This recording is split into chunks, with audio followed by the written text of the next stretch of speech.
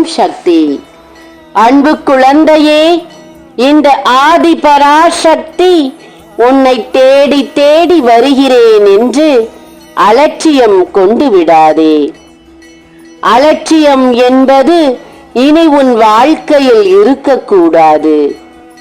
முக்கியமான காரியங்களும் முக்கியமான விஷயங்களும் அடுத்து அடுத்து நடக்கப் போகிறது என் பிள்ளையே.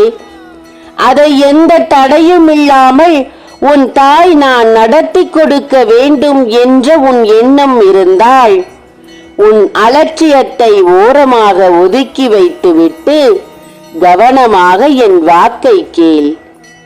அன்பு பிள்ளையே, வாழ்க்கை என்பது நிரந்தரம் அல்ல என்பது அனைவருக்குமே தெரியும். நிரந்தரமல்லாத வாழ்க்கைக்காக இப்படி போட்டிகள் போட்டுக்கொண்டு ஒருவரை ஒருவர் அழித்துக் கொண்டிருக்கும் இந்த சூழலில் வாழ்க்கை எல்லோருக்கும் நிரந்தரமானது என்று இருந்தால் என்ன நடந்திருக்கும் என்று யோசித்துப் பார். நிரந்தரமல்லாத வாழ்வு, நிரந்தரமல்லாத உயிர், இதற்கு இத்தனை போராட்டங்கள்.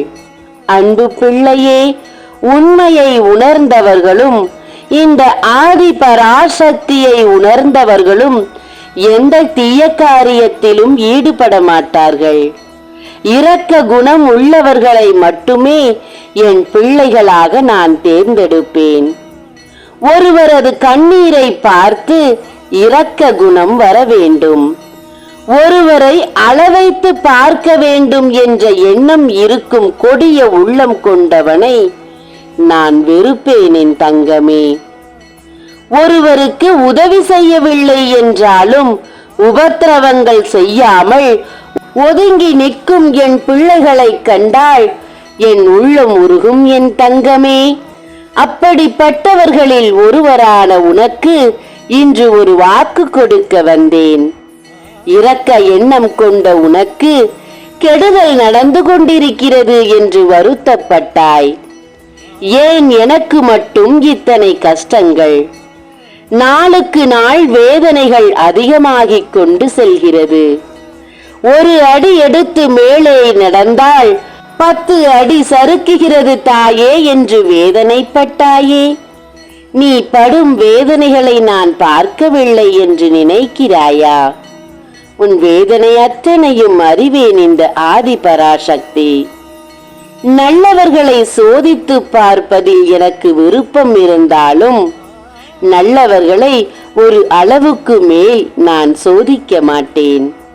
நான் சோதிப்பது எல்லாம் என் மீது உண்மையான நம்பிக்கை வைத்திருக்கிறார்களா என்று மட்டுமே சோதிப்பேன். நல்லவர்களை தேர்ந்தெடுத்து என் பிள்ளைகளாக மாற்றி என் பிள்ளைகளுக்கு நல்லதை தருவேன் இந்த ஆதி பராசக்தி.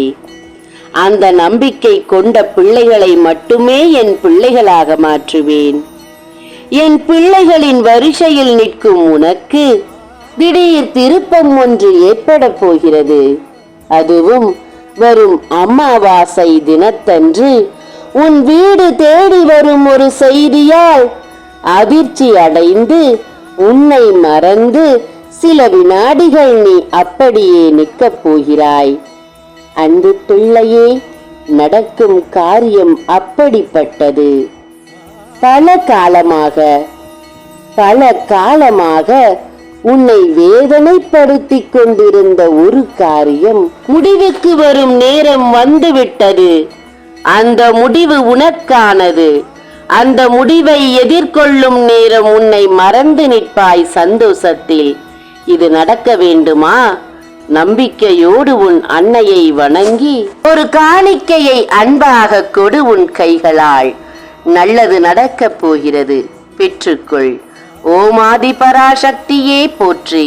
நன்றி.